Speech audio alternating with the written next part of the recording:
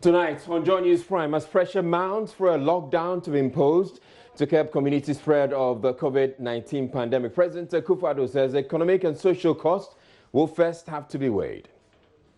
You're going to lock down Accra. What are the consequences? You're going to lock down the country. What are the consequences? Or particular areas of the country. A government, a responsible government, is required to look at all the implications before decisions are made. It comes as Ghana's COVID-19 cases spikes again to 132, with 3 deaths and 1 recovery. The finance minister is set to have submitted to the president the economic cost of the lockdown, but what will be the cost for the average Ghanaian? We've been speaking with some members of the public. In a related development, the president has directed all persons arriving from abroad on or after March 3 to be identified and tested. President Akufo-Addo has meanwhile granted presidential pardon to some 808 prison inmates, with 797 of them expected to be freed immediately. The prison service, however, insists it has nothing to do with COVID-19. In business, prices of food items expected to go up further as the coronavirus pandemic triggers panic buying. Period. From now till when we get there, people will continue to speculate, and so prices will continue to move. Ms. Reliant, Joy News Prime comes to you live from the Joy News studio Kokomlimli here in Accra with digital address GA09925539, where we're celebrating 25 years of responsible journalism in fulfillment of our role as the fourth estate of the realm. Stay tuned in.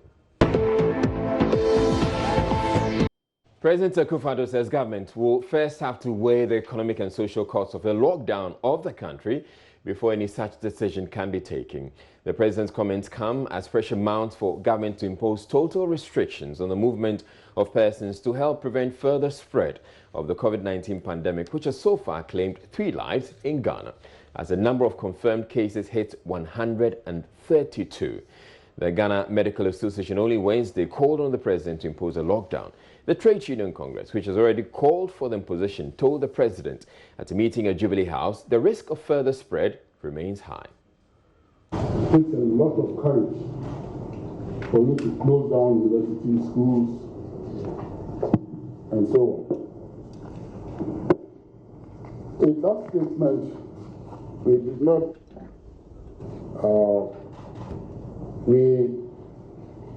we found that workplace must still be open. Businesses are open, workers must go to work. And so, as you expect, we had so many calls from our members on the field, and they were wondering what the policy is. So I called the Minister for Employment and Labor Relations. I went to his office, and we had a discussion. He assured me that it is not as if the government has forgotten about workers, but the president is relying on advice of experts. So at the appropriate time, the decision will be made. Engage the social partners. Because if the time comes for us to lock down, what it means is that employers will have a role to play, workers will have roles to play as individual workers, and trade unions also will have a role to play. And the government is already playing a fantastic role. President Akufo-Addo on this part indicated a lockdown is a decision that cannot be taken lightly. It's clear that the measure we took to close our borders, ban international travel, and in the immediate aftermath of that banning, everybody who came to Ghana had to be subjected to mandatory quarantine as well as testing. At the time, there were a lot of comments, many of them unhelpful. But at the end of the day, I believe that the decision to ban international travel, as well as to take the measures of quarantine and testing, are being vindicated by facts. It turns out that the overwhelming number of cases confirmed in cases of infections that we have in Ghana are all from people who came from abroad. And of those who came and had been quarantined, an extreme number, some over 50 odd, have been found to be carrying the virus. So focusing on the importation of the virus and the infection has proved to be absolutely spot on. And we are now seeing the benefit of these measures. But we can never stop there.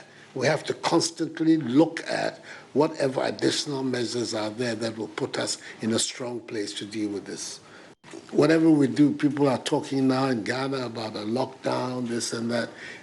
The majority of people who will be affected by decisions of that nature are the working people of our country, the ordinary people of Ghana. They're the ones who will be most affected. And it is important for us when we're taking these decisions to take into account their circumstances and conditions. You're going to lock down Accra. What are the consequences? You're going to lock down the country. What are the consequences? Or particular areas of the country. A government, a responsible government, is required to look at all the implications before decisions are made. And that is the exercise on which we're currently engaged. And I'm hoping that much sooner than later, we will come to an agreement within government of what those measures are, and then the Ghanaian people will be informed. Well, Finance Minister Ken Ofori-Atta is said to have already submitted to President Akufo-Addo a document detailing the economic implications of a lockdown. Minister of Information Kojo Nkrumah, who disclosed this, tells Joy News government is now better able to weigh the cost of any decision to impose restrictions on movements to check the further spread of COVID-19. The question of a lockdown is not a new suggestion. Right. As I've mentioned, in the last 3 weeks, the President, engaging the various stakeholders, receives briefs, subjects it to various analysis. The subject of some restrictions, if you even look at the bill that was passed in Parliament, it talks about restrictions.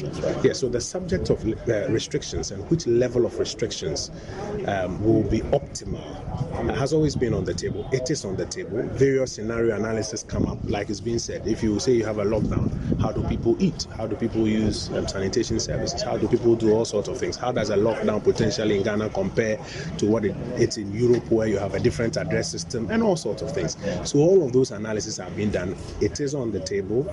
If it becomes necessary that any of those restrictions are imposed, His Excellency the President has demonstrated so far that this is a state matter.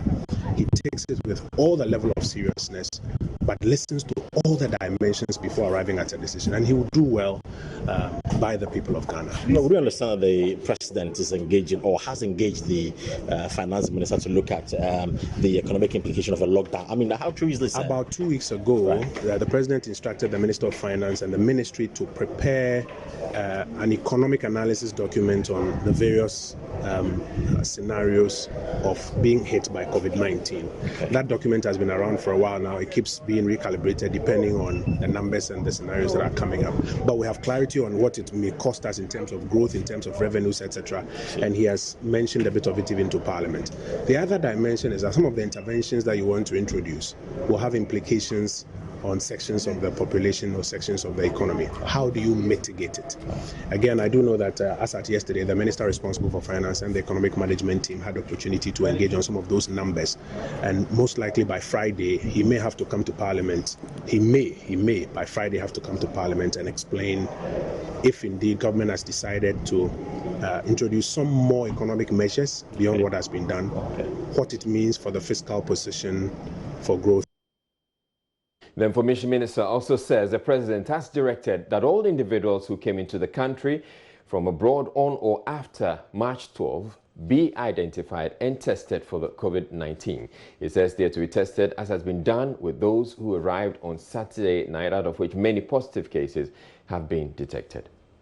The Ghana Immigration Service, working with the Ministry of Communications and their agencies, has the whole database of all of these persons who came in. Initially, we were looking around the 15th, but the President has asked us to go back as far back as the 3rd. So all of that data is available. Some of them have already done 2 weeks, who have not even shown any signs of having been infected. So they just need to do that kind of separation of that data. And then they are going through a process of ensuring that those who need to be tested in that pool are tested. That's the level of the mass testing, quote unquote, that they intend. Those are the at-risk populations that they intend to test, just to be sure that we don't have any, apart from what we've contained, we don't have any hiding in the general population. We will shortly be sharing with you the latest statistics as we have the number of confirmed cases, COVID-19 cases hitting 132. We'll give you the breakdown. But some residents of Jamestown are kicking against suggestions of a lockdown as a way of curbing the coronavirus pandemic. With Ghana's case count increasing, there are proposals for Ghana to follow the examples of countries like India and South Africa. Maxwell Agbagba was in Jamestown to gauge the mood on calls for a national lockdown. The residents say any decision like that will rob them of their means of survival. Streets here at Jamestown never goes to sleep. It is a close-knit society with majority of the people in the informal sector. We've heard in sections of the media that government may impose restrictions to curtail possible community spread of the coronavirus. But what will restrictions mean for a community like Jamestown? What would a lockdown mean for a community like Jamestown with majority of its people working in the informal sector? We've been speaking to some of the residents here at Jamestown. The lockdown means, how do you call it? The implementation will be good for us. But the thing is, due to financial circumstances, because I have it, somebody don't have it. Fellow have to rush and go and come back before get something to eat or feed his family. You have children, you have wife, either your family. Let's say, let me put it that way, family. If you are not going, are they going to cope? The government have to look at it. You know, social distancing here. Let's say it should be, as for here, it should be difficult for us. We know you have to care of yourself, take care. Yeah, prevention. That will be best to us. But do you think you can do social distancing? Here, it will be difficult. If there's a lockdown, it will pose inconvenience to us. I go on fishing. When I come back, I bring fish. I can get some condo when I return. There is pepper. I can prepare food and eat with my wife and children. But if there's a lockdown, how can we go about our normal duties? Our children will be hungry. The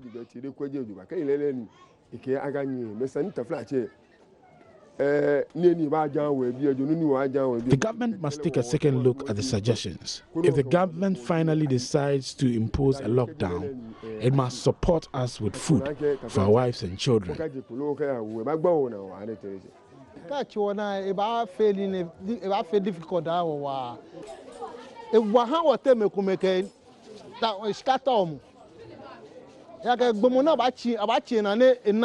lockdown will bring starvation. It will bring a lot of problems. Government should take another look at the suggestions and the possibility of helping us with some money if it finally decides to impose a lockdown.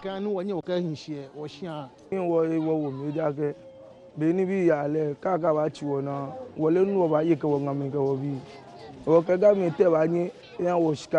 the lockdown happens, we do not know what we eat with our wives and children. If the government can give us some financial support before any imposition of a lockdown, that will be fine.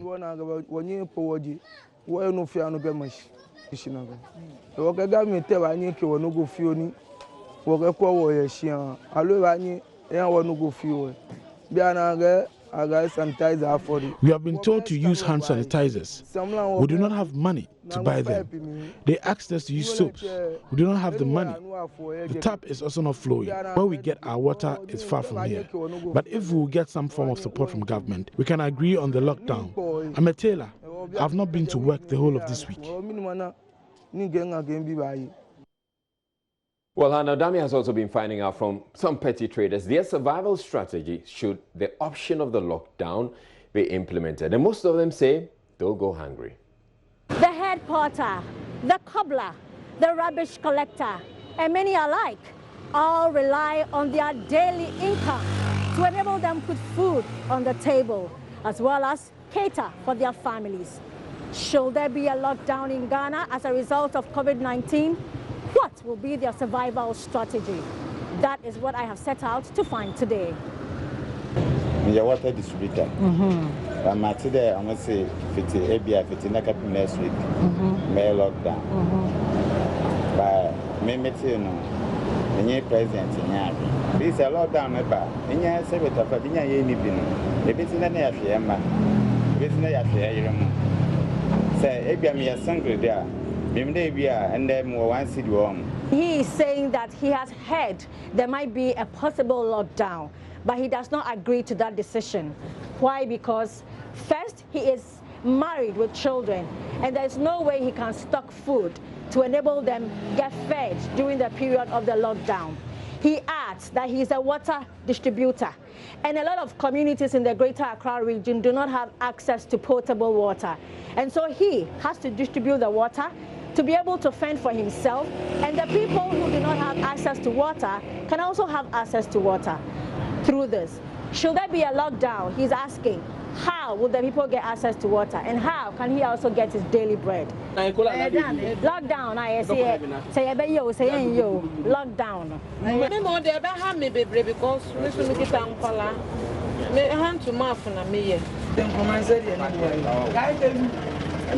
For me, I'm not well prepared for now.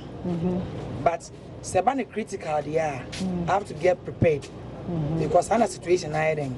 Abano, we don't want me and prepare no say. Maybe I say 1 month, 2 months. On Tinefie, on Bacrom, on Metron, no news scanning Abia and the bush on Sudan away. Then I bind by a found. According to her, she may be able to survive a lockdown, but her concern is for families who will not be able to do so. She is therefore asking authorities in charge to at least find another solution, another option, rather than a lockdown.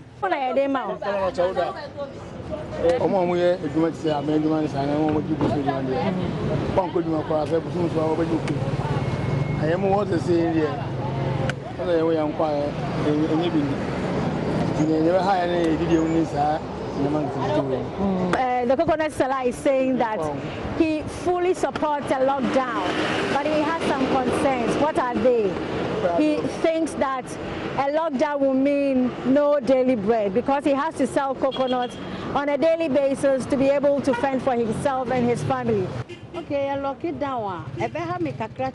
Say, when I'm a dish, I am and to say a cosset de moi. Media ever hammy, but a hammy baby just say the boy who bang. So Auntie Mansa is saying that for her, she may be affected, but not so greatly because she may be able to at least sustain herself and her family for some days or some weeks. Government, these are the concerns of your people in case you are considering a lockdown. For Joy News, I am Hannah Odame. A quarter of the world's population is locked down. Proposals for Ghana to do same have been met with mixed reactions, as you have just heard. A research scientist at the KNUST Department of Medical Diagnostics is of the opinion, rather than locking down the entire country, the epicenters could be targeted. We hear his arguments, as well as what others have been saying about calls for a lockdown in the following report. Is government considering a lockdown? Let me say that all options are on the table. All options are on the table. Government continues to receive advice which is subjected to analysis by the Information Minister Kojo Oppong Nkrumah announcing government will only take action after experts speak. But the health experts are divided. The first to have called for a gradual lockdown is the senior research fellow at Noguchi Memorial Institute for Medical Research, Dr. Kofi Boni. We can do a gradual looking at essential workers, maybe working electricity, water and all that. They can be going. And even that one, we can cut down the numbers because people are taking public transport. That is the issue. I'm thinking we can do it gradually, this lockdown, starting with essential workers, those that we really need. They should go. And those that we can do without for a period of time should stay at home. The Ghana Medical Association agrees with Dr. Boni, except they want it to be taken with immediate effect. Now, the question we should ask ourselves, do we want to go to the levels of Italy, Spain, and the likes before we try to break the chain of transmission, or we do it now and save our healthcare system? We have a system or a health system that is not as robust as that of others. We also are not in control of medical supplies because most of them are actually brought into the country from elsewhere. And at this crucial point in time, where virtually every country is actually trying to mobilize them all that they can to fix their own COVID-19 problems, it has become imperative that we take these measures to contain the spread of the disease now. Again, another aspect, this time a virologist with the Kumasi Center for Research into Tropical Medicine, Dr. Michael Owusu, says the approach proposed by the GMA is wrong. If you close the country down and you don't have variables to measure the success of your close down, then you cannot predict when to close down and how long to close down and what will be the end result of this. So for me, the first is that you must know the exact burden of the disease at the community level. It is the community cases that sparks outbreak. So once you understand the burden of the case, you can lock it down. And once lockdown is ongoing, you still test. You still do mass testing. Then you expect that the cases that report to your hospitals or the number of tests will tell you the prevalence change after lockdown or within lockdown and before lockdown is what will tell you that you are being successful. These are all health experts. But they are not the only ones making arguments. Community NGOs are also kicking against a total lockdown as they fear the slums will be greatly affected. If there's a lockdown, we will be the hardest hit with a lockdown. Why am I saying this? Majority of the residents of Zongos, inner cities and slums are in the informal sector. We don't have savings, we don't have salaries, we don't have bank accounts. Now how are we going to survive? Issues of sustenance, issues of water, issues of food would kill people, not COVID-19. So again, let's begin to understand the exigencies of time. Where should we spend our resources? If there's the tendency for a lockdown or a lockout in Accra, one of the things we recommend would be that these community coordinating centers must be established in such communities. We have to identify and target communities that require such essential services and then provide them. You provide water, you provide food. Some minimum level of food to keep people alive. And these are things that is a non-negotiable. It's a no. You cannot lock down the city when you haven't provided for the informal sector to survive. And so we are saying clearly that we support whatever government wants to do. But first, let's get the structures right. Let's get the preconditions right. It appears government will have a Herculean task making this decision. Lockdown to mitigate the spread or leave it open so the ordinary Ghanaian survives. All right, so it's now time for us to update you on the COVID-19 cases that we have, confirmed cases that we have so far. So as at 26 March 2020 at 2:30, this is what we have, 132 confirmed cases. Now, there are two aspects, routine surveillance and those that come out of mandatory quarantine. So for the confirmed cases under routine surveillance, we have 54.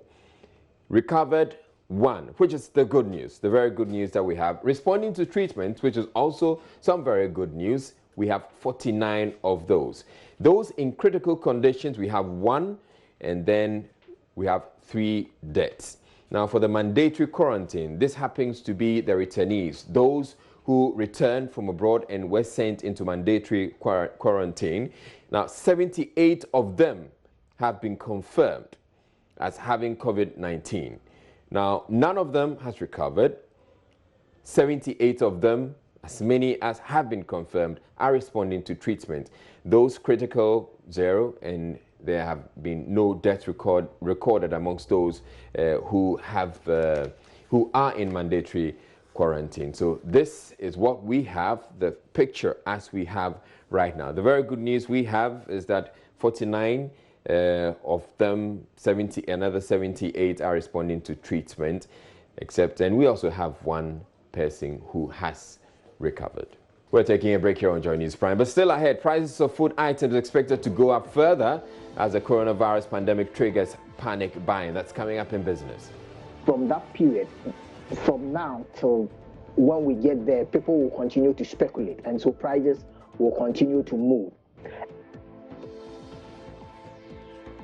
President Akufo-Addo has meanwhile granted presidential pardon to some 808 prison inmates, with 797 of them expected to be freed immediately.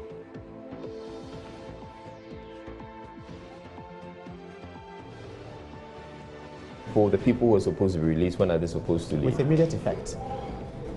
With immediate effect. And stay tuned in, we'll have that coming up later on in the bulletin.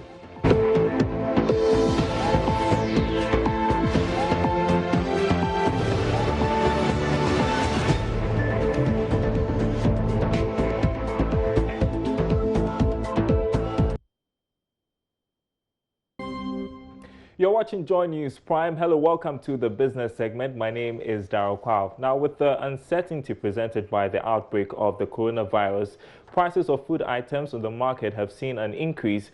And as confirmed cases of the virus also increase, there have been suggestions for a lockdown, sparking fear and causing the public to engage in panic buying. Agric service providers Isoko Ghana Limited project prices will further go up because of this. Here's content manager Francis Ej Danso. In period where people are talking about total or partial lockdown, they want to prepare themselves before any such announcement is made, and so this is causing the prices to move up. So if there is going to be a lockdown, whether partial or total, once the announcement is made, from the period the announcement is made till the time the lockdown takes effect, you are going to see a lot of price movements, because then people are going to again continue to stockpile. Even if they do not need those things, they will want to buy and be sure they are safe and they wouldn't be moving out. And so from that period, from now till when we get there, people will continue to speculate, and so prices will continue to move. And we should also not forget that because we are engaged in panic buying, it means that volumes that hitherto would have stayed on the market for a period of time, we are buying them within some few days, and so they will have to restock. And restocking also has its own challenges, because if they go and they do not get, most often they were relying on the other neighboring countries, especially tomatoes and some of the other vegetables. Now that almost every country is shutting down, it means that it is also going to have an effect. From food to transport, and transport consultant Cecil Gabra says suggestions for a lockdown of the public transport system may not be feasible at this time. He was responding to a call by the General Overseer of the International Central Gospel Church, Dr. Mensa Otabil, for a shutdown of the public transport system to be considered in checking the spread of the coronavirus. This is what Dr. Otabil said. Should there be a lockdown in Ghana? I don't know. I don't have the facts. My common sense would be that we should suspend public transport because this thing travels by transportation. We've shut down airlines, so maybe intercity travel must be shut down. We have to start shutting down travel, one way or the other. That may end up become like a lockdown one way or the other, except if people decide to walk from Accra to Kumasi or wherever they want to walk to. I mean, that would be my commonsensical approach. I don't think the government has any responsibility to take my advice, because I am seeing it from the information I have. They see it from a different point of view, and they may make a different call on the same facts that all of us see differently at this time. So I don't know. I mean, yes, everybody feels that shut it down may be the answer, but shut it down in Ghana can be very scary. I driving through town on Sunday. I drove through Mokola, Tudu on a Sunday, and I saw the people, and I said, wow, do these guys know what is happening in this country? And today, if you go through town, it's scary. It's scary. I mean, if this thing hits some of the high density populations we have in Ghana, we will be in a bad state. While responding to that, transport consultant Cecil Garba said the implications on the livelihoods of transport operators will be dire. He spoke to me earlier over the phone. I don't think so. We should be fair to all concerned. We should be fair to the public. I mean, we use our own vehicles, and then touch wood, if somebody wants to go to town, doesn't mean that if trucks, taxis are not working, I mean, public transport is not working, he cannot move. Okay, but I guess the concern is that how do we manage the situation such that there is not a spread? Yes, I think for now, for instance, yesterday, I understand we'll have 2 seats, 2 passengers per seat, okay? That's fine. They should put up hand sanitizers, they should put up water to wash, and that's it. Okay, so if the vehicle is picking 15 passengers and then you pick about 8, and that is for me, and then that could solve part of the problem, right? But we should also think about the owners of the vehicles. We should think about the drivers. If we're asking them to shut down completely, public transport must not be on the road, what are they going to eat? How are they going to generate income? In other news, United Bank for Africa, UBA, has today announced a donation of $14 million through the UBA Foundation to help African countries fight the coronavirus pandemic. The donation will provide significant and much-needed support to Ghana, Nigeria, and 18 other African countries by supplying relief materials, critical care facilities, and financial support to governments. There's more in this report. UBA is providing a free telemedicine platform that is physician-led to provide direct access to medical advice in compliance with social distancing requirements. The group chairman of UBA, Tony Lumeluna's statement said, quote, "This is a time when we must all play our part. We commend the efforts of governments and we are keen to partner and contribute our resources to the collective efforts that will ensure the response to the pandemic is swift and effective. The global epidemic must bring citizens, governments, and business leaders together, and the private sector must work hand in hand with governments in stemming the spread of the virus," unquote. The Pan-African Bank will fund a medical center immediately in Lagos, Nigeria, with beds for isolation and ICU facilities, managed and operated in partnership with Yes Holdings healthcare subsidiary, Avon Medical Hospital. Part of the UBA support program will be allocated as follows: $2.8 million to Lagos State in Nigeria, $2.8 million to the remaining 35 states in Nigeria, $4.2 million to UBA's presence countries in Africa, and $2.8 million to medical centers with equipment and supplies in Africa. Up next, a summary of some other business news from across the country. Minister of Tourism Barbara Otunjesi says an impact assessment of the coronavirus outbreak on the country by the Ghana Tourism Authority has revealed the hospitality industry is likely to lose $130 million in the formal sector. The informal sector of the hospitality industry, she added, is likely to also lose $41 million. This makes a total loss of $171 million for both sectors. The economies of Ghana and sub-Saharan African countries are facing a triple threat from the coronavirus pandemic, meaning revenues will take a significant nosedive. The International Monetary Fund is therefore calling for rapid spending in order to reduce the impact of the pandemic on the citizens and economies of those countries.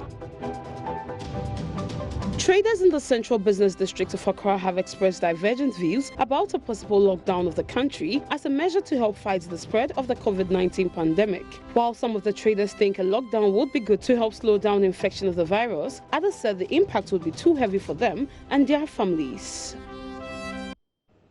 And that's it for business for now. More news after this break.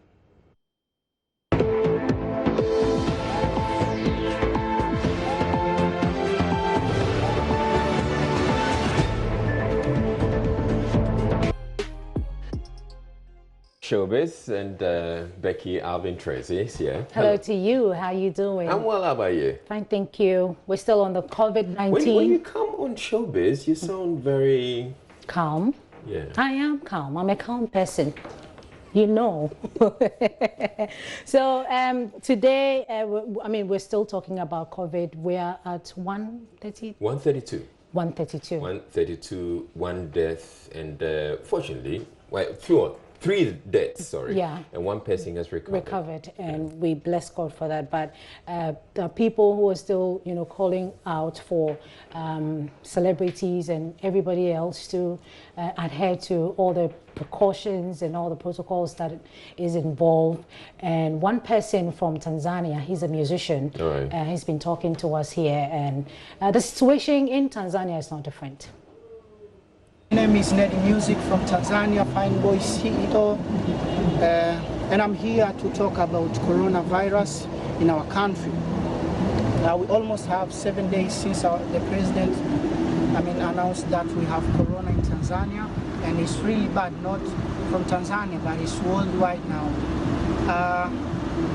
I can tell about music industry. It's really hard for us now because we can't do interviews, we can't do shows, and for me it's really hard as well because I have project here and I need to promote it on social media, like doing promotion Instagram, Facebook, and to post it on YouTube. I can go to do interviews, I can go to meet my fans, I can go to do even like promotion to meet fans in the street. So it's really hard, but I know this one will end up. So let's hope for the best. One thing I can tell, not in Tanzania, even in Ghana, you need to stay safe, you need to stay home, to stay home, protect yourself, protect your family. This one is dangerous. So one love from Tanzania, stay safe, stay home. This one is no good, it's really, really bad. Yeah, this one is really, really bad. So stay safe, stay home. So there's a challenge by Tyler Perry, just to ease people's tension about, you know, all the debts that is going on and all that. So and people are home and getting bored and not knowing what to do, and you know, getting themselves involved in all manner of things. It can be depressing. Very depressing. So Tyler started something, and everybody else jumped on it in the US. In his hands, he's got the whole world in his hands. He's got the whole world in his hands. He's got the whole entire world in his hands. He's got the whole world in his hands. He's got the whole world in his hands. He's got the whole world in his hands. He's got the whole world in his hands. He's got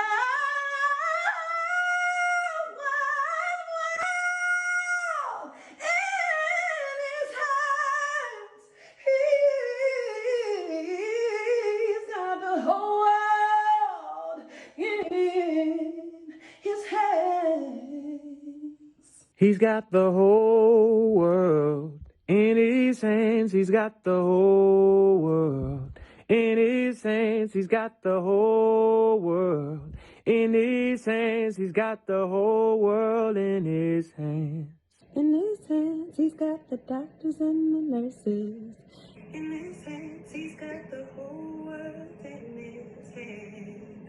He's got the whole world in his hands. He's got the whole world in his hands. He's got the whole world in his hands. He's got the whole world in his hands. He's got the whole. Okay, but I think some of the people are actually messing up the song. They're not messing up the song. That's like professional musicians singing. Someone started it. Look at Queen Latifah right there. You know, so many people. Our Ghanaian stars have also jumped on I'm concerned about the people who started it. Those are professional ones. Yeah, but that's not the song. There's the song. Okay. He's got the whole wide world in his hands. He's got the whole wide world in his hands. Not. Bralai, we have to, you know, fix the voice a little bit, but it's fine. Let's listen to the rest of. What's there to fix about my voice? Bralai. Okay, let's listen to the professionals here in Ghana. In essence, he's got the whole world. In essence, he's got the whole world. In essence, he's got the whole world. In essence, he's got the whole world. In his hands, he's got the whole world. In his hands, he's got the whole world. In his hands, he's got the whole world in his hands. He's got the whole world. In his hands, he's got the whole world. In his hands, he's got the whole world. In his hands, he's got the whole world. In his hands. He's got the whole world. In essence, he's got my family and your family. In essence, he's got the whole world. In essence, he's got the whole world in his hands. Ojigiloku mama ojingane. Ojigiloku mama ojingane. Ojigamu. Demo ojingane. Onu neviasi sheninsa hihia mekata lesime. Onu neviasi sheninsa hihia mekata lesime. He's got the whole world. In his hands, he's got the whole world. In his hands, he's got the whole world. In his hands, he's got the whole world in his hands. He's got the whole world. In his hands, he's got the whole wide world. In his hands, he's got the whole world. So you know, not bad. I know Not bad. you noticed that the Ga language is off. So you want me to do it? Yeah, I was saving it for you. So it's your lie. Can I call? No. Okay. Okay. Why is your voice so low? We're on TV. Eye jingle fe ye ede. Eye jingle fe ye ede. Eye jingle fe ye ede. Eye jingle fe ye ede. See you soon. All right, thank you very much, Becky, and that challenge. Wow. All right. And that'll be it for those watching on Joy Prime. But there's more news on the Joy News channel. Do stay tuned in.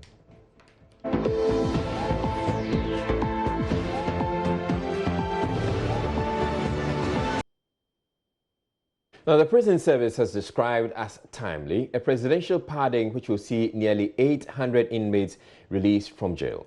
A release signed by the Director General of Prison says a total of 808 inmates, mainly first offenders, are to be freed immediately, with the rest having their death sentences commuted or life sentences reduced to definite terms. Public Relations Officer of the service, Superintendent Courage Achem, explains to Joy News the pardon will help efforts to decongest the country's prisons, even as a threat from the COVID-19 pandemic looms. He says the service expects more of such to reduce the threat from the pandemic, but insists processes leading to the current pardon started long before COVID-19 struck. Long before COVID-19, this process was initiated, but the process involved is what makes it a bit longer, So we have a process of how do you call it, decision taking and then implementation. So the decision was taken, we are now doing the implementation. Now, there have been calls by some who say that looking at the congestion in the prisons and the fact that we're having COVID-19, we necessarily have to decongest the prisons. Is the prison service doing anything about COVID-19? Well, congestion has always been a problem, a challenge for the prison service. It is a particular challenge. And so the service has always been finding ways and means to undertake decongestion exercises. And so, particularly at this time, that we know that should there be any case of COVID-19 in any of our prisons, it will be very, very disastrous because the rate of transmission will be very, very high. It will be good and especially this one coming at this time, it's very much welcome. My information is that, and hope, is that we may be getting more of this, and I'm sure it will go a long way in helping us okay, so this doesn't have anything to do with COVID-19. This doesn't have anything to do with COVID-19, No, but there may be others that may have something to do with the prison service is looking at something like that. What form is it going to take? Well, normally it's amnesty and presidential pardon, and this, as I keep saying, is a prerogative of the president. And so anytime he decides to do it, it is done. You asked me earlier to give you the procedure, okay? Yeah. What normally the Prison Service Council will direct the Director General to do a recommendation of the list of people who could be considered, and a set of criteria is given. Normally, it does not include those who are in for murder, those who are in for, very, serious offenses, murder, rape, armed robbery, narcotics. So, as you can see, we have first offenders. These people who came in for the first time in their life as prisoners and who committed minor offenses. All right. But in there, you also have some people who are also on death row. Yeah. Whose sentences have been commuted. Commuted to life sentence. So what it means is that should the president even decide to sign for death warrant of any body on death row, these people will not be part of that. Their death sentence has now been commuted to life imprisonment. Now, when are these people supposed to be released? Not everybody on this list is supposed to be released. Some have had their sentences commuted from death to life. When are these people, the people who are supposed to be released, when are they supposed to leave? With immediate effect. With immediate effect. And so as soon as the prison administration received the approval from government, quickly dispatched to stations, and stations have started implementing. Does it mean some have left the prison as we speak? As we speak now, I will not be surprised if some of them have already been, gone. Do they get told before today that they're going to go? Normally we don't do that. We are careful. Normally. We are careful not to let them know, because as I mentioned, it involves a lot of processes. And so if you tell somebody you are going home, and then maybe somewhere along the line of the process, something disqualifies him, then it means you have given me a false hope, And so normally we don't tell them. They know this is going on. People are being selected. They know about the criteria, and therefore, if you qualify, you will know that I qualify. But we don't specifically tell you will be going home. No, we don't do that. When was the last time such a pardon was given en masse? Normally, it's done at least once a year. At least once a year, it is done in combination with any of our major. But was it done last year? Yes, it was done. Last year, I think we had also around 1,000 inmates released on amnesty. All right. But you're saying that we can expect some more because of COVID-19? We are hopeful that we will get more of this coming. The Third State Military Hospital has launched an appeal to the public to support ease the pressure brought on the facility by the coronavirus pandemic. The hospital is one of few specialist facilities helping to handle the soaring number of cases being recorded. Commander for the facility, Brigadier General Ni Aja Obodai, spoke at a ceremony to receive a cash donation from the Chief Executive of the Ghana Chamber of Bulk Oil Distributor, Senyo Hosi, and his wife for the purchase of 35,000 surgical masks and 10,000 gloves to aid in the fight against the spread of coronavirus. As a military, we on our own have to take some initiatives, okay? So we have done that to at least augment what is going on. So up until now, that's what we have done. We still need inputs to get things going, okay, by way of personal protective equipment, all the things that go with it, sanitizers, whatever. We need all inputs to get things going. For the nature of what we're dealing with, it is a public health department that is actually on call. Because it's a public health emergency, it's a pandemic. Okay, so it's the public health specialists, public health physicians with all their attendant, disease control, surveillance. It is a public health issue. So broadly speaking, it's public health. But of course, it don't work alone. All the departments come into play, medical typically, division of medical come into play. All of us are also in play, standing in order and in line as the duties come on. So we are. So it's not like public health and they are alone in the business. We are all on ground working together to get the things sorted. Mr. Hosi, in a statement ahead of the presentation, said he was making this donation public in order to encourage other Ghanaians to support frontline workers to help defeat the virus. Brigadier, it's a pleasure to host myself and my friends from the media as well. First of all, the mission here is to support your hospital in this entire COVID-19, what I'll call a war.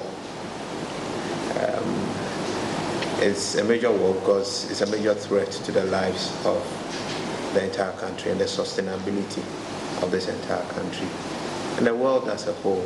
My family and myself support the hospital, but we always do that very quietly. We are very good friends with the Armored Forward, but considering the magnitude of what we have today as a country, we have opened our support to the hospital, to the public, to primarily encourage and inspire others to do same and better.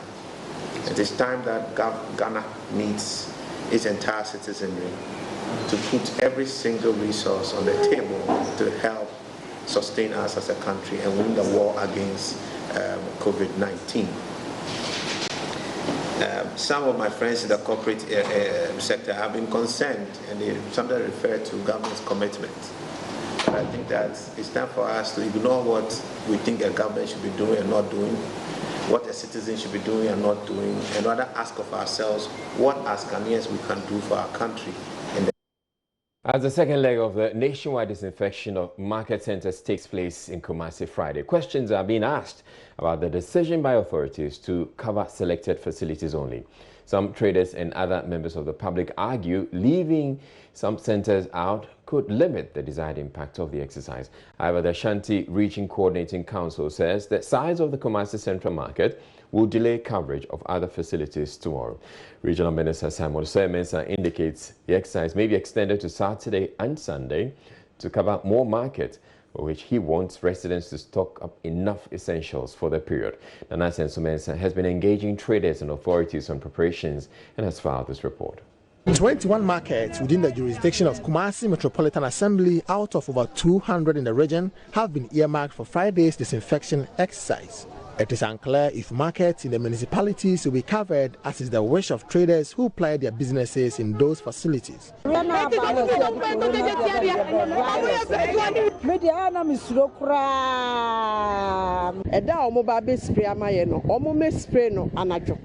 She says we want the disinfestation exercise to be conducted in the night and in all the markets across the whole region, because if all markets are not covered, some traders may transfer the virus from the remote market to the cities. The same time. Let's just say Regional Minister Simon Osei-Mensah says the disinfection will cover as many markets as possible, as he calls for public cooperation. People who are going to do the spraying, the various teams are in town. They are going around the metro, municipal and district assemblies to look at places where they will reside to do the exercises. And they are drawing movement plans as to where to start from and then the next place that they will move to. So everything is in order. We hope to have a very successful exercise. How many days will they use? Actually, it's going to be maximum 2 days. We expect they could do it 1 day, but looking at some of the markets, if you take Central Market, for instance, it's going to take a lot of time. And KME alone, we are going to disinfect 22 markets. So it might spread to the following day, that is Saturday. But for now, we anticipate to do it 1 day. What I will urge everybody who is listening to us and possibly watching us is to make provision for some few foodstuffs for Friday and Saturday, so that if we are unable to finish the exercise on Friday and express to Saturday. At least they will have some stock that will take them for the 2 days. Meanwhile, local farm input producer Desert Lions has presented 20 mixed blowers and 100 units of personal protection equipment to the regional administration to aid the COVID-19 fight. Kwame Chidebo-Akodua is manager. We are an indigenous company, and looking at the intensity of the pandemic that is running through the whole world, we felt that we need to help the state. And so we decided to give some of the products that are produced in our factory, to support the state so that we can win the battle and overcome this coronavirus, which appears to be very devastating, affecting the entire nation. So that's the motivation. Nana Asensu-Mensah reporting for Joy News. Transport unions in Ghana have been tasked to maintain a high level of hygiene at the various bus terminals as part of the measures to prevent the spread of COVID-19. Director General of the Ghana Maritime Authority, Thomas Kofi Alonsi, made the call when the institution donated a 10-unit Veronica bucket face masks and sanitizers to the GPRTU. Our country has also been afflicted by the deadly COVID-19 disease that is ravaging across the globe. This disease is a contagion that has to be contained by efforts from all of us. It is in this regard that, as an agency, we thought it wise to mobilize resources so as to acquire these materials and give them to the GPRTU, which is an important body as far as the movement of people from one place to the other in this country is concerned. We also know that the disease is transmitted by people coming into contact with each other. And as a body that is responsible for moving people from one place to the other, we thought that it was appropriate to target them and assist them to also help in fighting this deadly pandemic. We in GMA would also want to use this opportunity to call on other well-meaning organizations, individuals, groups, including political parties, to do what they can by way of providing the materials that are required to support bodies, not just the GPRTU, but the frontline workers who are leading the fight against this pandemic. It's our hope that the GPRTU, who are the recipients of this, would also ensure that the token we are giving as our contribution towards this fight will be deployed meaningfully and effectively. Chairman of GPRTU, who received the items on behalf of the group, Kwame Kuma, said they will act now to ensure drivers maintain the highest level of hygiene at the various terminals. We have now 16 regions. So we are going to share it. The minister has already given us some, and at the same time, well, and we have shared it to some of the regions, and some of the regions haven't got your own. So with this, we are going to sit down and share it for everybody to have some in their offices and their stations. As a national chairperson, yes, of the group, how are you ensuring that your men in the various regions are applying the protocols announced by the president to ensure that we do not have the spread of the virus at their places of work? The reason why I'm coming here, and I just called my regional chairman to accompany me, the reason why I want everyone to see that it's a compulsory thing for everyone to do. So the regions, it will reach a time we will go to the station to station and make sure that they are complying the rules. Some students of Obuasi Secondary Technical School's robotics team, along with their teacher, have manufactured a hand-sensitive Veronica bucket. The invention is to encourage constant hand washing as the number of infections in the country continues to increase. Lava FM's Kwesi Debra reports. My name is Kevin Osudapa, and I offer apply electricity, and I'm a robotics club member. My name is Brad Richard, and we are in the same club. And we are students of Wasi Tech, Esika 4. Due to the pandemic, everybody's using the Veronica bucket. But with this type of Veronica buckets, there's a problem. It uses a faucet. And in order to wash your hands, you need to open the faucet, and whereby you touch it.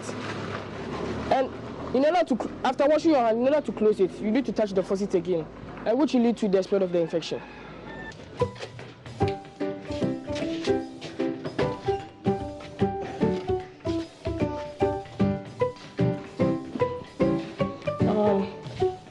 Due to that problem, this is a product that we've invented, and it is called a Sika4 touchless hand washing machine. The sensor ignores the tap, so when it detects the hand, it sends signal to the chip, and the chip sends signal to the relay, and it sends signal also to the pump and start pump the water out. The distance from the sensor to the hand is 30 centimeters, and when it goes beyond 30 centimeters, the pump stops. When it comes directly to 30 centimeters or less, the pump starts again. And the reason for this is to prevent the splashing of water to the sensor. My name is Solomon Incho. I am the patron of the club, and I teach applied electronics and electricity.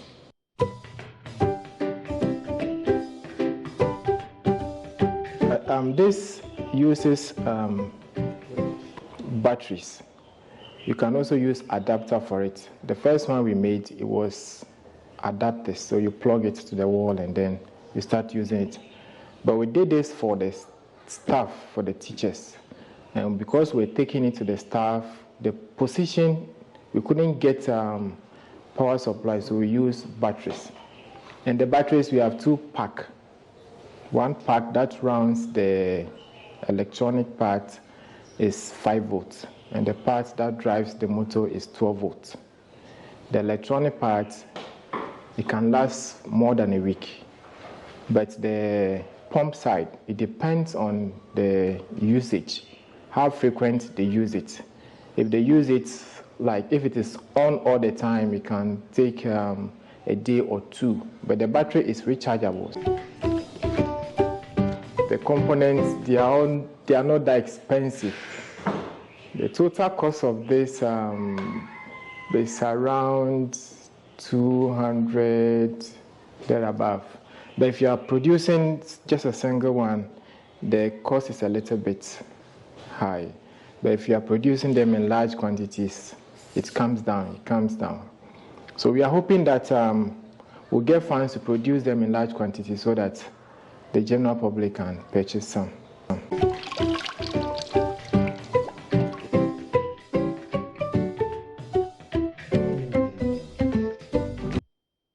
Right, that looks like something I'd like to have too. The Techiman Divisional Police Command has arrested a 37-year-old man for manufacturing suspected fake hand sanitizers, which are currently in huge demand in the wake of the coronavirus pandemic. The police, upon a tip-off, arrested 4 sales girls who led the patrol team to the home of the manufacturer. The police recovered hundreds of bottles of the supposed sanitizers, which were labeled Mama Doro hand sanitizers. There's more in the following report by Nasabit. As Ghana as a country is witnessing a scarcity of hand sanitizers amid the COVID-19 outbreak, a fake hand sanitizer manufacturing unit was busted Wednesday afternoon in Wangra Line, a suburb of Techiman. Acting upon a tip-off, the operations team of the Techiman Divisional Police Command raided the duplicate hand sanitizer unit and recovered the alleged fake products. Chief Superintendent Ohinebody Bosman is the Techiman Divisional Police Commander. This afternoon around 12:30 p.m., we had information that a young man called Opoku Abebu, alias Dr. Mina, in Techiman, is going around and selling hand sanitizer. So we sent some police officers in plain clothes to go and buy some. They went, bought it, and brought it. When we examined it, we saw that the hand sanitizer was fake one. So we decided to arrest those sales girls. So we went to the house of the manufacturer. When we went and conducted a search in the room, we found so many herbal products. including the so-called hand sanitizer that he's selling to the public. You can see that this one is a dirty water he had just mixed with some soap. And this one too is another one he's made with some toffee. And he called these ones as hand sanitizers. The accused, together with his wife, who are into the manufacturing of other herbal products, ventured into this without following standards set by the Food and Drugs Authority. We also conducted further checks in the room that we saw other products like Dr. Mina Savior Water, which he claimed to be. It cures so many diseases, hypertension, diabetes, what have you. Then this one too, a mouthwash called Dr. Mina mouthwash. Then this one is Dr. Mina Mira capsules, which he claimed to be a manpower for men who have sexual weakness. In fact, where the product has been manufactured, but you see the place is very unhygienic, one room, and have all these things scattered in the room. So we suspect that the guy is a fake guy. We brought him to the police station. After a few interrogations, he reveals that the hand sanitizer is a fake one. Chief Superintendent Bosman has a word of caution to the general public. If this so-called hand sanitizer get to the society and they are using it, they may think that it will help them to kill germs, because it's rating 70% alcohol. Even when we interrogated the actor, how did he measure the alcohol measure? He said he used teacup. It means that he knows nothing. And pleading with the public that they should be careful of the product that they buy called hand sanitizer, because a lot of people are taking advantage of a pandemic situation to sell all sort of hand sanitizer to the public, which is not hygienic. He again called on other fake manufacturing units to desist from engaging in the act before they end up in the police books. These miscreants and these riffraffs who have decided to take advantage of this pandemic to make money, I'm telling them, we've heard that some guys are also going around. We send a few detectives around to sniff for information so that we can get them arrested. Those who are manufacturing it, they should stop. If you don't know anything about hand sanitizer, please don't go there. 37-year-old Opoku Ababio and his wife Dorothy Opoku, together with 3 other accomplices, are currently in custody assisting the police with investigations and will soon be arraigned before court. Doctor, I did a hand sanitizer. Oh, it's because it be other grade of it. Sorry. Other grade of hand sanitizer. Only hand sanitizer. Yes, of course. Yeah, to alcohol content saying how many percent? Oh, alcohol content in there. How many percent? Because 70%. 70% alcohol content. Reporting for Joy News, Anas Sabit, Tichiman. The Muslims were not left out of Wednesday's National Day of Fasting and Prayer to see God's intervention in efforts to stop the spread of COVID-19. The National Chief Imam Sheikh Nuhu Saributu, however, did one better by stretching his fast into a second day.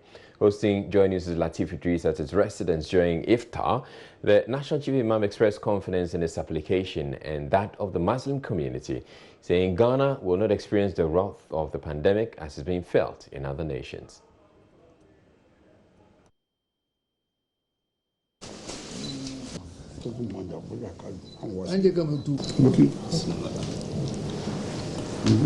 Allah ya gwada mana cikin Alkur'ani ma asaba min musibatin illa bi iznillah. And Allah added that whoever believes in Allah, Allah will cause the belief to guide his heart. He will have the understanding and appreciation that whatever befalls or afflicts him is not something that will miss him within the ordainment of God, and whatever goodness or favor also comes to his side, it is also something that will never miss him according to the divine determination. Allah says, therefore, that we must invoke him and supplicate and call on him, and he makes us a promise that he will respond. And in this particular state, that is why we have engaged in a 2-day fast, and then today And we are hoping that as we pray, he will respond to our prayer. Saboda shi Allah ya gwada cikin Alkur'ani mu roƙe shi ya amsa. Mun sakankanci kuma roƙon da muke yi ma Allah.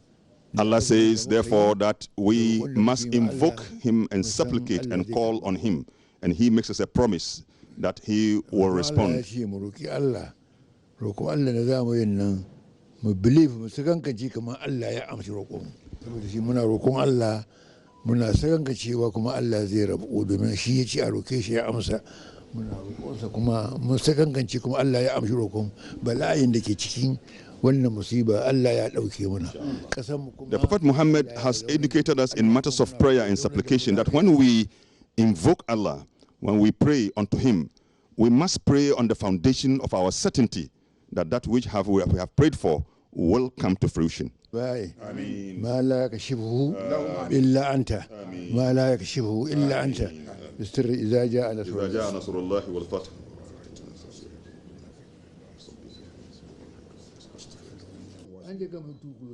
We're taking a break now to bring you business news.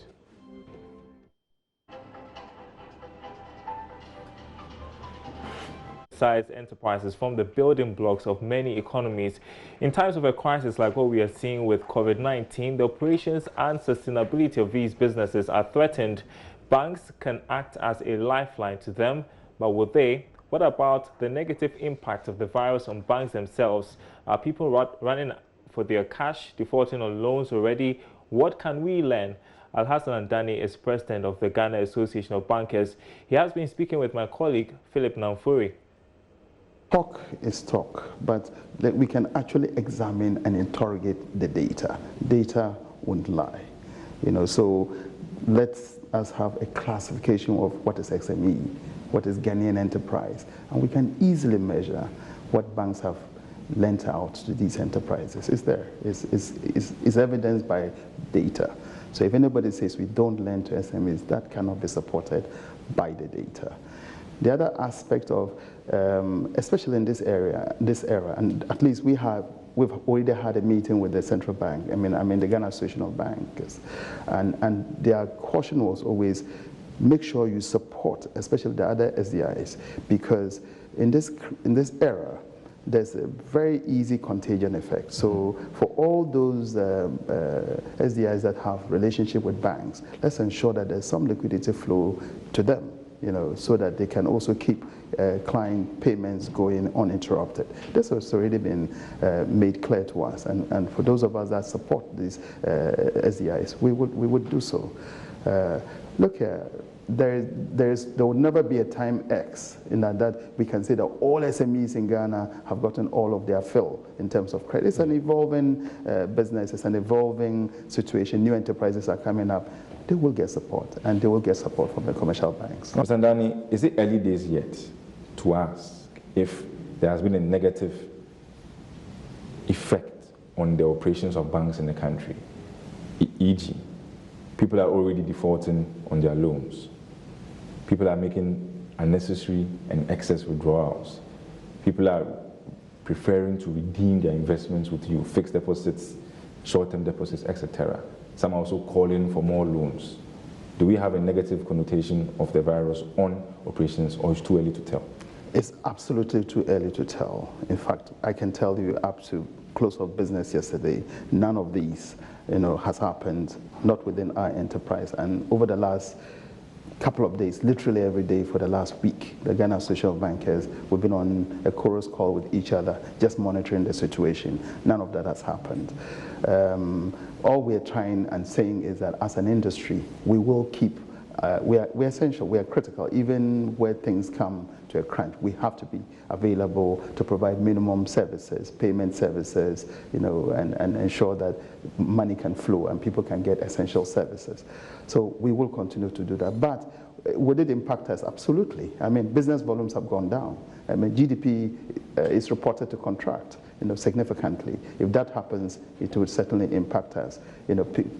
Companies have to pull back, even in some cases shut down operations just to keep their people safe. So that's why I said it's quickly now dawned on us that people come first before the economy. So when there are no people, there's no economy.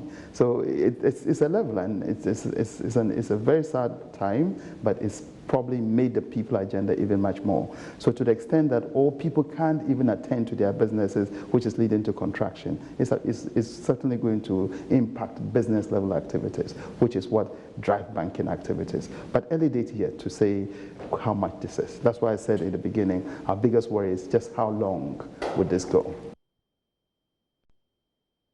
Well, catch the full conversation of Philip Namfuri with Al Hassan and Daniel on John News. That is at 9 p.m. on the business edition of PM Express, where his guest answers a critical question: is the banking sector immune system strong in the wake of coronavirus outbreak? Now, the ban on public gatherings around this time of the coronavirus is not just having an impact on event organizers. Event vendors are also taking a hit. Bafo Nketia Sapon, who is an executive member of the Event Vendors Association of Ghana, has been explaining to me how things have changed. We plan events months, weeks, days, sometimes years. So it came as a surprise to us by the president saying all events, all social gathering must shut down. It should have been a surprise, seeing that this was a very... Yeah. On a normal note, sometimes we do have info ahead of time. We know how to communicate with our clients, but it just came as a way of surprise. So we are just pleading with our clients or with our customers to help us postpone all events. Some of our customers are really on us, complaining, and since the president has said this, we're going to do the program again, this and that, and blah blah, and it's really affecting the industry. Tell me what you do, Bafo, in terms of vending. I'm into decoration. Decoration? Yeah.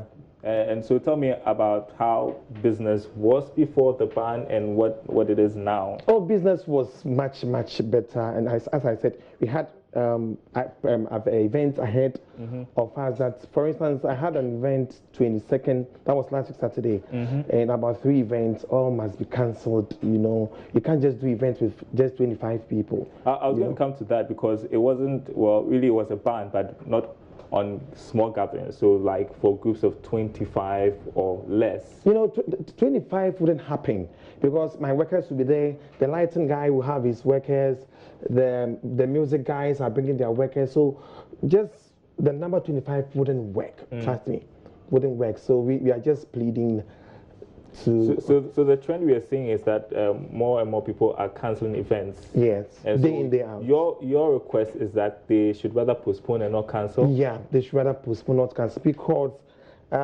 me, for instance, I need to do some rentals from rental companies. We need to buy items towards the event, and all those things have been bought. And most clients do pre-finance before the event. So the money is not there. We've bought the items, we've done the rentals, we were preparing thoroughly towards the event, and this thing comes in. Gold added about $21 to trade at $1,637 an ounce. Here's a look at the latest numbers on the commodity market.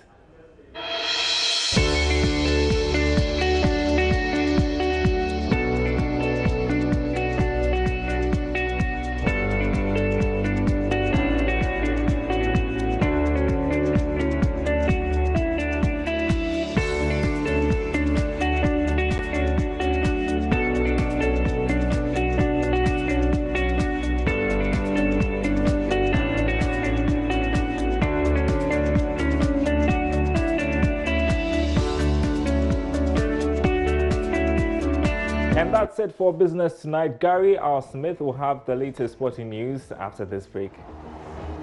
No, we are not having anything to tell you about COVID-19. We are breaking that cycle right now and starting the bulletin with something else. I'm Gary R. Smith, and this is the sport.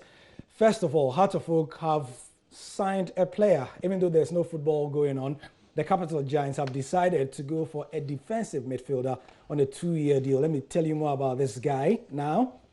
His name is Abdul Rahmani Mawani Lawali, and he hails from Niger. He used to play for Al Merreikh. Let's get some more detail about this player. He's a defensive midfielder, like I said, and if you've watched the Ghana Premier League this season, you notice that Hearts of Oak have had a little bit of problems there. So he is 23 years. He's a defensive midfielder. He's from Niger, and his contract is up till 2022. So that's the area of the pitch where you see him playing when COVID-19 is gone and Ghana Premier League football is back. Yep, that's white circle there. That is what Hearts of Oak have done. Now, you must be asking yourself, as for Hearts of Oak, why are they signing players when there's no football? And how will other clubs be paying players as well? Well, FIFA have thought about this, and they have proposed a plan to settle salary problems. And even as the world struggles with COVID-19, clubs are still having to deal with how player contracts will be settled. And as you've just seen, clubs like Hearts of Oak are still signing players. FIFA have tabled a proposal that current contracts for players and coaches should be extended until the end of the delayed domestic soccer season. Spoke to my colleague, South African journalist Joe Cran, on Skype from Johannesburg to give me some perspective on what this proposal from FIFA means. To go through. So obviously one of the big talking points regarding this whole pandemic situation in the football industry is what happens if leagues cannot finish before June 30th. A lot of the leagues around the world, South Africa obviously included, where we are, these leagues, they probably won't get done by June 30th, or possibly won't get done by June 30th. So there's a lot of contracts coming to an end at the end of June, beginning of July, a lot of pre-contracts that have already been signed for people to start with their new jobs, their new clubs on July 1st. So there's a lot that's been sort of up in the air, and people didn't really know what was going on. There's been no official announcement in terms of what things are going to be doing, but a colleague of mine, Mazola, he got hold of a FIFA document where they've proposed what is, for me, the most logical, most rational thing to do, which is basically saying that any player who is contracted to a football club will remain there until the end of the season, regardless of when that end of season is. So, if a league decides that they want to finish the season completely, and that means it goes through to August or whatever, then basically they end up on rolling contracts that go through to that point. And likewise with guys who sign pre-contracts, we've got a guy called George Maluleke here who he signed a pre-contract to leave Kaizer Chiefs and join Mamelodi Sundowns, which he's an example. He will stay with Kaizer Chiefs until the season is finished, and then only then will his contract with Sundowns start. As I said, this is only a proposal at this point. It's not something that has been confirmed. It's not something that has been laid down as law yet. But for me, it does seem like the most logical thing to do. Yeah, that seems like the most logical thing to do. So whatever team you support, if you're wondering how the contract of your favorite player will be settled, that is the proposal from FIFA. It's up to the clubs now to accept it. Now let's come back to COVID-19, which is what is trending and has been for the last couple of weeks. A diehard Hearts of Oak fan, you might know him from the famous Taxi Driver series. He's urging Ghanaians to adhere to hygiene protocols. There was no footballer that I, patenting Papani Papa esophagus, will prevent my optical nerves from witnessing. But since the unwelcome, ubiquitous, and hazardous coronavirus, I have nipped all public commingling, interfusion, gathering, and cocooned myself to my permanent place of domicile. Health authorities and aficionados have outlined a few steps to follow. We never see this kind of thing before. What the COVID-19? We never hear this kind of way before. Wrong. Please sneeze into a tissue and dispose it off immediately. This kind of virus is here to kill. So make we take all the precautions. Wash your hands with soap under running water or clean them with alcohol-based hand sanitizer immediately before touching any object, especially objects with public usage. This kind of virus, you don't know rich, you don't know poor person. Also drink a lot of water intermittently, exercise, and have a lot of rest. I appeal to you, proletarians, bourgeoisies, last and themselves, Let's be mindful of our actions and inactions. Let's follow the do's and don'ts as outlined by health experts so that we contain this pandemic that is causing pandemonium, ululation, coronaphobia the world over with abracadabras, this pandemic that is causing pandemonium and whatever it is. What? Coronaphobic. That's what my producer tells me. That's the sport for now. Tomorrow, we have more updates on the sport. I'm Gary Al-Smith. Thank you for your time. All right, it's time for joining us interactive, and we have just one issue to talk about. Has to do with the lockdown decision. There's been a lot of debate about it, and we're going to hear what you have to say about it. So we have Adi says, I support the total lockdown process, though it wouldn't be easy for us, but for our best health benefits, we should all try and accept it. Franco says, lockdown is the excellent and most efficient way for Ghana to fight the COVID-19, but a strategic and partial lockdown of communities where confirmed cases have been identified. Briefly, communities will be informed of 3 days lockdown with which they have all the time to do their buying and selling in order to save food and other necessities before the lockdown. People will be allowed out only in their house. People are not allowed to go to nearby houses or anything with that. With this, security will be deployed to enforce the rule. This is to enable people with the virus to be flushed out within 14 days. Well, you're making some interesting suggestions, but it's about the enforcement, especially because of the way our communities are built. Dowda says the lockdown should be a process. Perhaps we can start some, like Accra, where we have the cases, but we must also make sure that we have all the essential service available to the people, like free flow of water, electricity, and so. And at the community level, we can identify centers where people who can't afford can be given a stipend in case of a lockdown. And Quest says lockdown must start from public transport systems now. Then we consider house-based mass testing and quarantine for treatment operating. And Ben Newton says, the man in the smoke apparel that spoke last seemed and sounded very clever, coherent, and discerning in his submission. And that'll be all for the bulletin. I'm Israel. Thank you very much for watching. Have a good night.